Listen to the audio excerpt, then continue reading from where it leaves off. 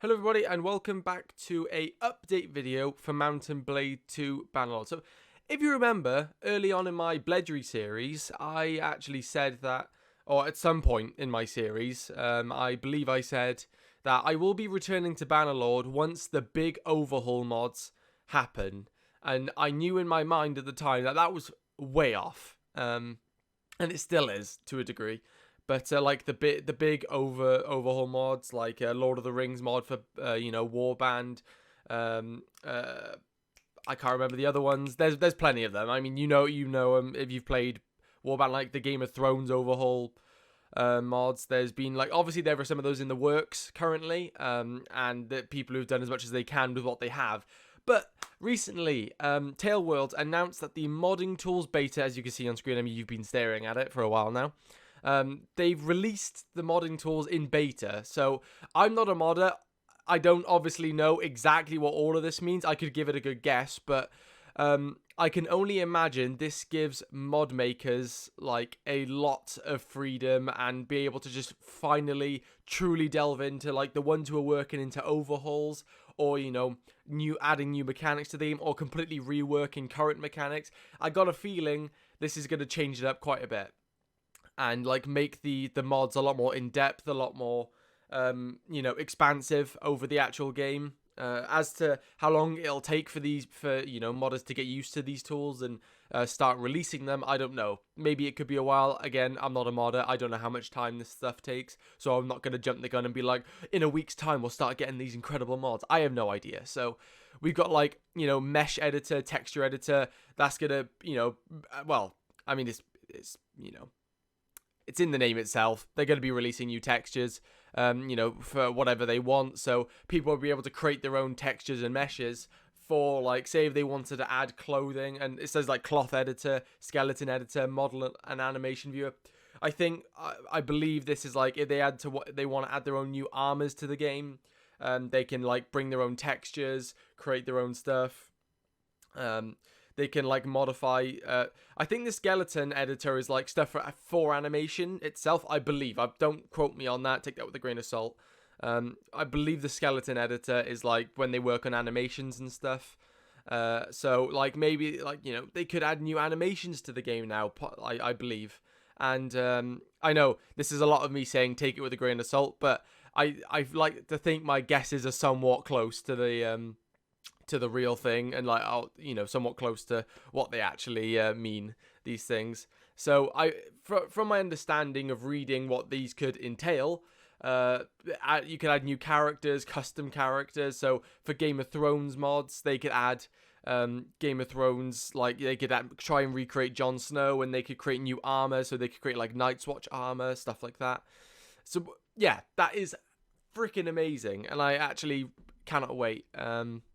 They actually did and there's like a scene editor tool, which is this. Essentially, they can create their own. They can add their own stuff into the main world. Whereas before, I believe without these modding tools, you couldn't actually add or make new maps or anything like that because nobody had the map editor. So you couldn't add anything or change the current world. So I think what makes it what is possible now is that people could create their own world maps now. So if it's set in Lord of the Rings, Game of Thrones, I don't know, ancient Japan, whatever, like Gecko Kuyo mod, basically they can create that now. Somebody could create ancient Japan, or they could just modify the current world. So yeah, I think that looks awesome. Yeah, apparently you have to own the game in order to access the tools. I mean, I don't see why that would be an issue. I feel like most people who owned who wanted a mod Bannerlord would own Bannerlord. I mean, I'm not sure how that, I don't know, can you mod a game that you like don't have to actually play in? Because surely you got to test it and stuff, right? Unless you get other people to test it for you. So there is a modding Discord. So if anyone's planning on getting into modding at all, there is a modding Discord in the link. So go and try and find this post. It'll be on their main website also. So it's for those of you who are new to modding, or for those of you who simply want to get up to speed with our tools, you could check out the recent developer workshop live stream So yeah, there's literally an hour and 15-minute video of showing the editor, and it's actually it looks really cool. I'm pretty sure he just creates a full-on castle in the scene editor. So imagine this: somebody could add that, and not only that. So think about it. So not only would you be able to create your own castles now with the current models and I'm trying to think, assets. That's the word I'm looking for. You could create your own, your completely custom castle as you wish in the scene editor now as a modder. But I wonder if this is actually in there. Okay, I don't think it says it specifically. Maybe I missed it again. I'm not a modder. I don't know what particularly everything means. But potentially now you could add your own assets to the map editor and add them into the game. So now you could create your own custom Game of Thrones castle, Lord of the Rings castle. So the people who are making these overhaul mods can, if they're basing their Game of Thrones mod off the TV show, they can model Winterfell exactly like it is in the TV show. They could try and do it off the books if they're following the books. Lord of the Rings, they could remodel characters exactly like they're seen in the films. So yeah, I honestly, this is huge. This is massive for Bannerlord. This is going to open up a huge array of, just the modding scene is going to open up massively. It's big anyway. There are very limited tools and there's only so much you can do now. And there have been a lot of mods that have come out. I don't know, a lot of them are not for me. A lot of them are just little tweaks here and there.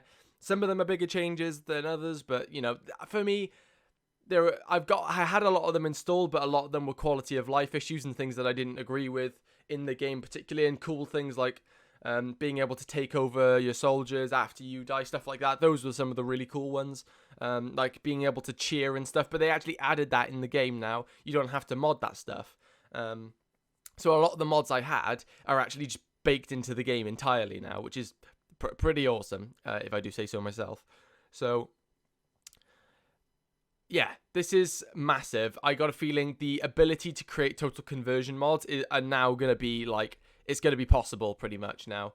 It's going to be a huge step forward, at least. If it's not, if it can't bring them to completion, bring these overhaul mods to completion, although we'll be waiting some time for them to be completed, maybe people can complete their overhaul mods now. If not, then I'm sure in the future this modding, they've now got the base work and it's there now, so they can update it in the future and make the modding tools better and more, accessible. And the game is built from the ground up to mod. So I just can't wait now. This has made me a lot more excited for the future of Bannerlord. I mean, I was excited for the future of it anyway. They've done a great job in updating it. They've done consistent updates a lot of the time, and it's added loads of really nice features. They've added new content to the game of new armors and stuff. Not many, but they added them. And considering they're still in the major bug fixing, although they fixed a lot of the major bugs, I haven't had any issues. Because I did pop in the game recently and try it out to see what it was like with the bugs and all that. And it seems a lot smoother. My frame rates are a lot higher. I'm not getting weird bugginess in and pathfinding issues with characters and castles and crashes as well. I haven't had any of those, although I hadn't had any of those for a while. That was fixed quite early on. But yeah, and there's just you could pick who you want to come in your hideout. There's an automatic blocking thing, so you don't have to point the direction in which you block. There's an automatic one now. Like I said earlier, you could cheer with your team after with your kingdom as you win a battle and stuff like that. So it's really cool. They've done an incredible amount of work so far. They fixed so much. I've never seen a team do so well in fixing bugs so quickly and just doing consistent updates. They are literally working really hard. And it shows. They've done an incredible job with so many of the fixes. Now with this out, it's just the possibilities have become just endless now all of a sudden. And just keep an eye out on this game and look out for the overhaul mods, because they will be getting worked on a hell of a lot more. I did cover a mod. A Twist of Fate has actually been updated a lot. I believe they've renamed all the castles and stuff like that. You'll have to check the mod page yourself.